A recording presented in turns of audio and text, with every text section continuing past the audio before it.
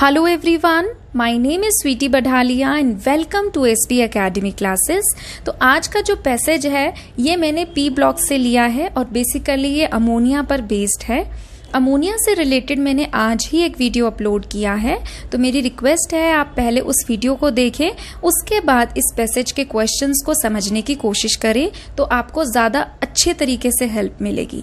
ठीक है, तो चलिए स्टार्ट करते हैं। पैसेज जो है अमोनिया पे बेस्ड है, हैबर्स प्रोसेस पर बेस्ड है। इसके क्वेश्चंस आपको हैबर्स प्रोसेस पे मिलेंगे।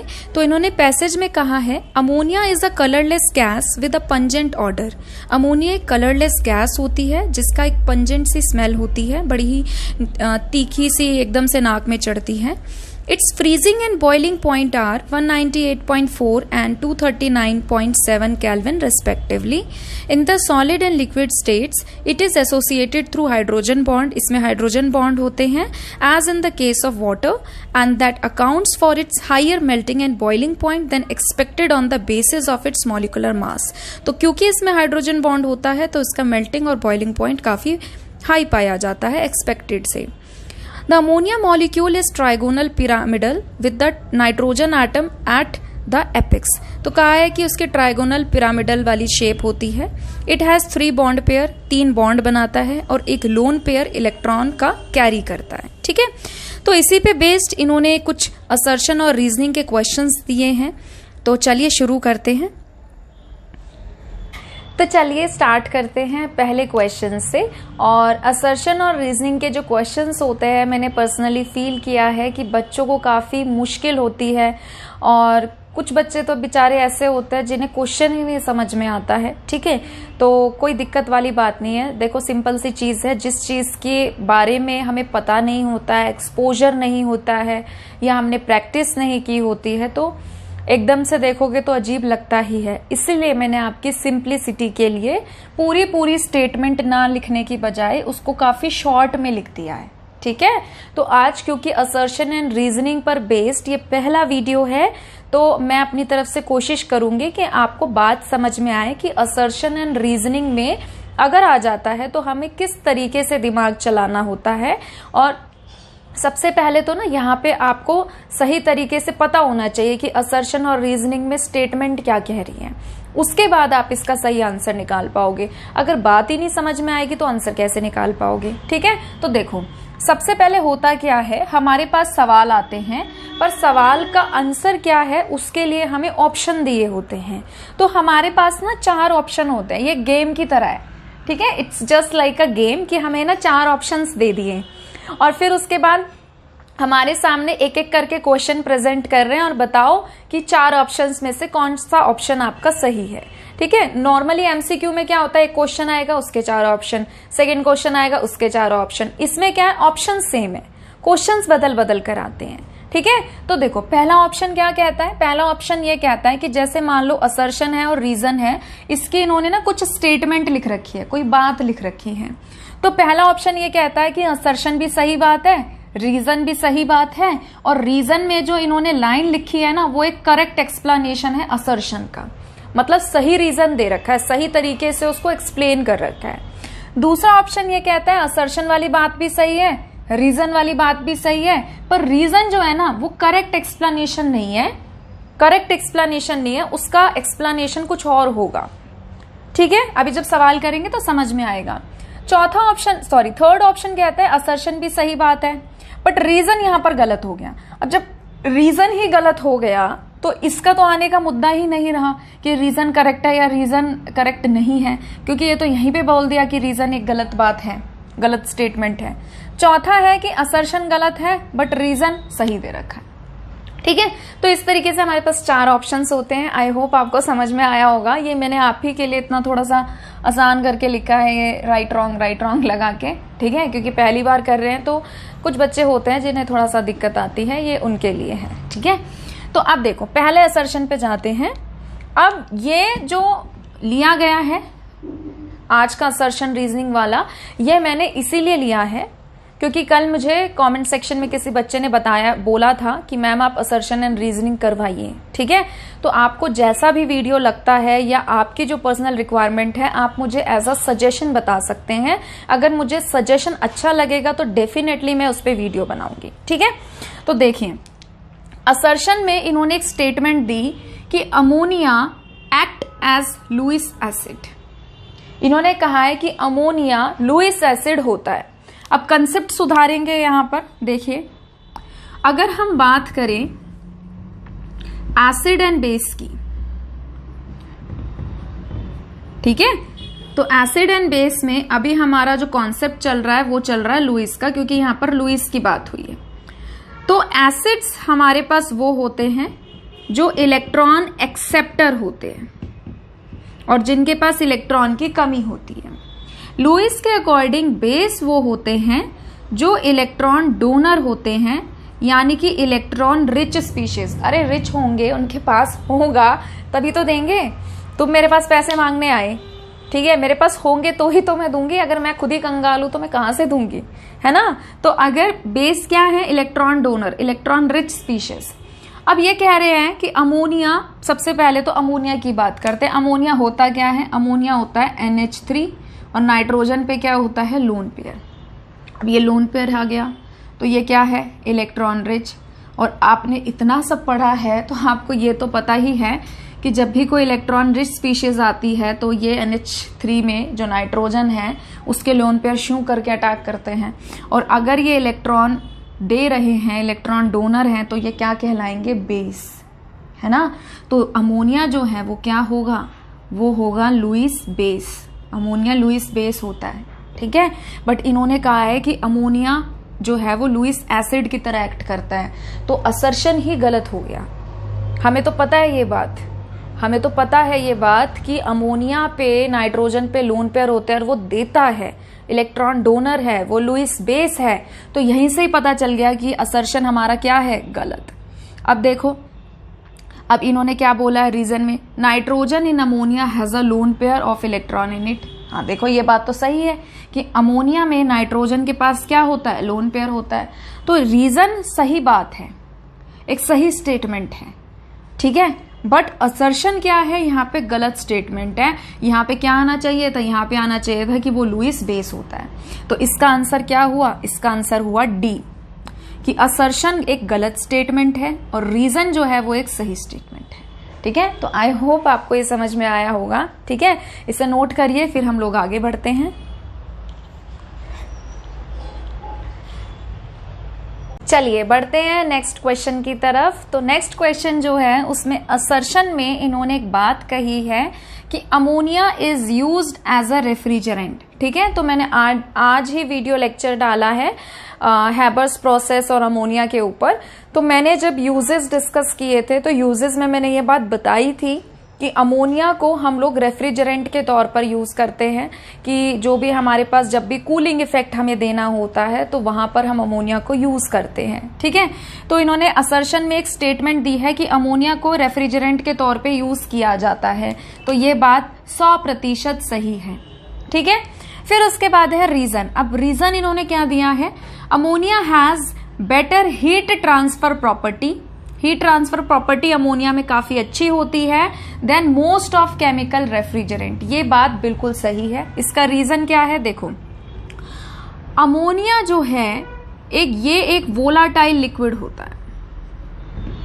ये क्या है, एक वोलाटाइल लिक्विड, ये जल्दी इवेपोरेट कर सकता है। और जब ये इवेपोरेट करता है, इसको छोड़ो, तुम किसी भी चीज को पकड़ लो भाई, कोई भी चीज जब इवेपोरेट करती है तो वो एनर्जी को एब्जॉर्ब करती है और उसके बाद वो इवेपोरेट होती है। तो अमोनिया का बहुत ही high latent heat of vaporization होता है, ठीक है। तो ये क्या करता है कि जो भी एटमॉस्फेयर है वहां से एनर्जी ले रहा है, मतलब कि एनर्जी क्या है, हीट ही है, या हीट क्या है, एनर्जी ही है। तो ये क्या करता है, एटमॉस्फेयर से हीट लेता है, वोलाटाइल लिक्विड है, जल्दी इवेपोरेट होता है, कूलिंग इफेक्ट देता है, तो इसको हम रेफ्रिजरेंट के तौर पे यूज करते हैं। तो रीजन वाली जो बात है कि अमोनिया के पास बेटर हीट ट्रांसफर प्रॉपर्टी होती है अदर रेफ्रिजरेंट के मुकाबले, तो ये वाली बात भी इन्होंने 100% सही कही है, ठीक है। तो अब ऑप्शंस देखो, पहला ऑप्शन क्या कह रहा है कि असर्शन वाली बात भी सही है, रीजन वाली बात भी सही है, और रीजन जो है वो क्या है, करेक्ट एक्सप्लेनेशन है। करेक्ट तरीके से इन्होंने एक्सप्लेन किया है कि हीट ट्रांसफर प्रॉपर्टी उसकी काफी अच्छी होती है, ठीक है, एनर्जी एब्जॉर्ब करता है इवेपोरेट होने के लिए। तो इन्होंने करेक्ट एक्सप्लेनेशन भी दिया है, तो सब कुछ चीज सही है। तो इसका आंसर क्या हो गया, इसका आंसर हो गया ए। ठीक है, नोट करिए इसे प्लीज। अब बढ़ते हैं नेक्स्ट क्वेश्चन की तरफ। अब देखिए नेक्स्ट स्टेटमेंट क्या है, ये भी देखो मैंने आपको वीडियो में बताया था। क्या बताया था कि इन्होंने असर्शन में एक स्टेटमेंट दे दी है, molybdenum is used as a promoter in the production of ammonia. तो मैंने आपको बताया था वीडियो में कि पहले के समय में हम लोग क्या करते थे, आयरन को एज अ कैटलिस्ट लेते थे और मॉलिबिडेनम को हम लोग एज अ प्रमोटर लेते थे। तो प्रमोटर का नाम ही देखो, नाम से पता चल रहा है, प्रमोटर मतलब प्रमोट करेगा। अब किसके साथ डाल रहे, कैटलिस्ट के साथ, तो कैटलिस्ट को प्रमोट करेगा, मतलब कैटलिस्ट के एक्शन को या उसकी कैटेलिटिक एक्टिविटी को एनहांस करेगा। ठीक है, तो इन्होंने कहा है कि मॉलिबिडेनम को हम यूज करते हैं as a promoter in the production of ammonia. तो सही बात है भैया, करते हैं। अब नहीं करते, पहले तो करते थे, पर अमोनिया तो बना सकते हैं ना इससे। ये तो वो वाली बात हो गई कि हम चाय बना रहे हैं, ठीक है, मम्मी ने चाय बनाई, पानी डाला, चाय पत्ती, चीनी डाली, दूध डाली, चाय बना दी। ठीक है, मैंने कहा नहीं मम्मी मैं बनाऊंगी चाय, और मैंने क्या किया, चीनी डाली, पानी डाला, चाय पत्ती डाली, दूध डाला, और मैंने साथ में इलायची डाल दी, अदरक डाल दी और दालचीनी डाल दी। तो इससे भी चाय बनेगी, पहले वाले मेथड से भी चाय बनेगी। बस हाँ ये है कि ये वाला मेथड एडवांस वर्जन हो गया। तो मैंने जो आपको वीडियो में पढ़ाया था, तो वहां पे हम लोग क्या यूज कर रहे थे, आयरन ऑक्साइड यूज कर रहे हैं, Al2O3 यूज कर रहे हैं। तो ये मॉडर्न मेथड है, और आयरन वाला और मॉलिबिडेनम वाला ये पुराना मेथड था। पर इसका मतलब ये थोड़ी है कि इससे अमोनिया बन नहीं सकता, इससे भी तो बन सकता है ना। तो यानी कि बात सही है कि मॉलिबिडेनम को हम प्रमोटर के तौर पे यूज कर सकते हैं अगर अमोनिया बनाना हो तो। अब नहीं करते क्योंकि भाई अब हमारे पास और अच्छा मेथड आ गया, पर बन तो इससे भी सकता है। तो ये बात सही है। रीजन में इन्होंने कहा है ऐसा इसलिए होता है क्योंकि मॉलिबिडेनम इंक्रीज करता है, सही बात लिखी है, इंक्रीज करता है एफिशिएंसी ऑफ अ कैटलिस्ट, उसकी कैटलिस्ट की एफिशिएंसी को बढ़ा देता है। कैटलिस्ट भी मेंशन कर दिया आयरन, जो कि सही बात है। Resulting in better yield of ammonia, ताकि अमोनिया और अच्छा बन सके। तो ऑब्वियस सी बात है, असर्शन भी सही है, रीजन भी सही है, असर्शन भी सही है, रीजन भी सही है, और प्लस में इन्होंने जो एक्सप्लेनेशन दी है वो भी सही है। ठीक है, तो इसका आंसर क्या हो गया, इसका आंसर हो गया ए। ठीक है, नोट करिए इसे।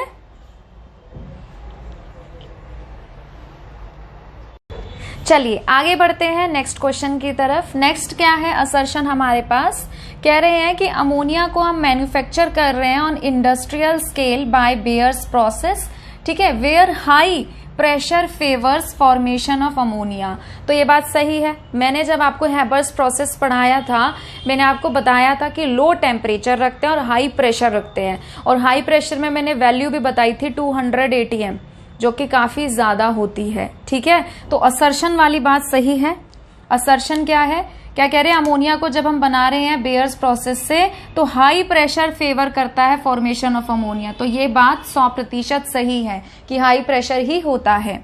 रीजन में इन्होंने क्या कहा है, Le Chatelier's principle can not explain the requirement of high pressure. ये क्या कह दिया इन्होंने, ये कह रहे हैं कि ली चैटलियर प्रिंसिपल एक्सप्लेन नहीं कर पाया हाई प्रेशर की रिक्वायरमेंट। ये बात बहुत गलत बात बोल दी इन्होंने। देखिए, ली चैटलियर प्रिंसिपल जो है वो इफेक्ट ऑफ कॉन्सेंट्रेशन पर भी लगता है, ठीक है, इफेक्ट ऑफ टेम्परेचर पे भी लगता है, इफेक्ट ऑफ प्रेशर पे भी लगता है, एडिशन ऑफ इनर्ट गैस पर भी लगता है। हम कैटलिस्ट भी पढ़ लेते हैं, ठीक है, मतलब सब पे लगता है भाई। ली चैटलियर प्रिंसिपल पे तो बेस्ड है हैबर्स प्रोसेस, अमोनिया की प्रिपरेशन ली चैटलियर प्रिंसिपल के, ही इज द मेन प्रिंसिपल जिसपे वो पूरा प्रोसेस टिका हुआ है।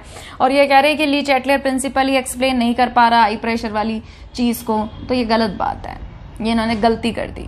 तो असर्शन सही है, रीजन गलत है। तो इसका आंसर क्या हो गया, इसका आंसर हो गया सी। ली चैटलियर प्रिंसिपल बेटा ये कहता है अगर हम हाई प्रेशर की बात कर रहे हैं, ठीक है, हाई प्रेशर की बात कर रहे हैं, प्रेशर की बात कर रहे हैं, तो ली चैटलियर प्रिंसिपल ये कहता है कि जहां पे नंबर ऑफ मोल्स, प्रेशर के केस में नंबर ऑफ मोल्स कम होंगे, ठीक है, वहां पे इक्विलिब्रियम या फिर आप कह सकते हो, या वहां पे रिएक्शन की जो डायरेक्शन है वो जाती है या फेवर करती है, ठीक है। अब जो, अच्छा यहाँ पे रिएक्शन नहीं लिखी हुई, तो हम जो अमोनिया बना रहे हैं नाइट्रोजन गैस और हाइड्रोजन गैस से बना रहे हैं ना, तो इसको बैलेंस करो, नाइट्रोजन यहाँ 2 है, इधर 2 लगाओ, इधर 3 लगाओ, इसका 1 मोल, इसके 3 मोल, 1 और 3 4, और इसके कितने मोल है, 2 मोल। तो मोल कहाँ पे कम है, मोल प्रोडक्ट में कम है। तो ली चैटलियर ये कहते हैं प्रेशर के उस केस में कि जहां पे नंबर ऑफ मोल्स कम होंगे रिएक्शन उस डायरेक्शन में प्रोसीड करती है, यानी कि फॉरवर्ड डायरेक्शन में, यानी कि अमोनिया बनेगा उस डायरेक्शन में वो जाएगी, ठीक है। तो ली चैटलियर ने ये बात बताई थी, बट इन्होंने कह दिया रीजन में कि ली चैटलियर ने ये बात नहीं बताई, तो इस वजह से रीजन वाली जो स्टेटमेंट है वो गलत कहलाएगी। तो असर्शन सही है और रीजन, असर्शन सही है, रीजन गलत है, तो इसका आंसर क्या हो गया, इसका आंसर हो गया सी, ठीक है। नोट करिए इसे प्लीज।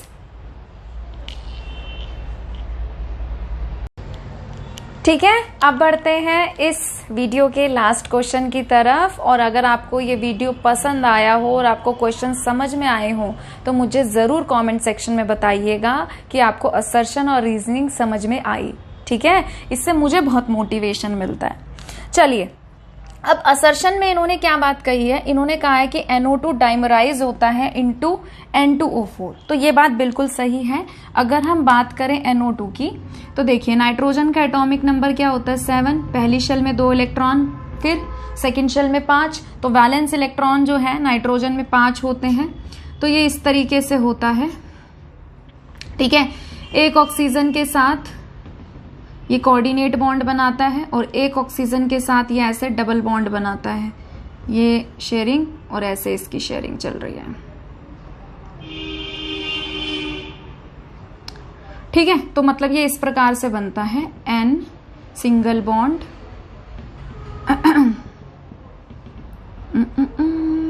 ये है ना, ये इस तरीके से बॉन्ड बना लेंगे, तो ये ऐसी कहानी चल रही है इसकी, ठीक है। तो नाइट्रोजन जो है इस पे एक क्या है, ओड नंबर में इलेक्ट्रॉन, और ये किसकी तरह एक्ट कर रहा है, फ्री रेडिकल की तरह।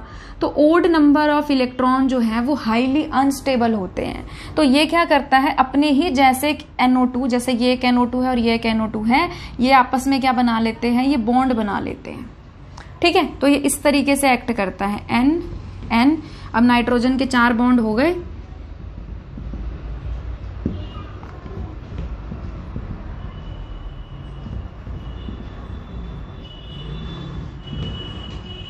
ठीक है, और इस पे आ गया प्लस चार्ज, तो ये प्लस इससे न्यूट्रलाइज हो रहा है, ये इससे न्यूट्रलाइज हो रहा है, तो इसलिए N2O4 न्यूट्रल होता है, ठीक है। तो आप खुद देखो, ये NO2 दूसरे NO2 के साथ जुड़ के N2O4 में क्यों कन्वर्ट हो रहा है, ये N2O4 में इसलिए कन्वर्ट हो रहा है ताकि ये अपना जो फ्री रेडिकल बना के बैठा हुआ था जो कि अनस्टेबल था, इसको स्टेबिलिटी मिल जाए, ठीक है। तो असर्शन वाली बात तो सही है कि NO2 डाइमराइज हो जाता है इनटू N2O4 में, ठीक है भाई।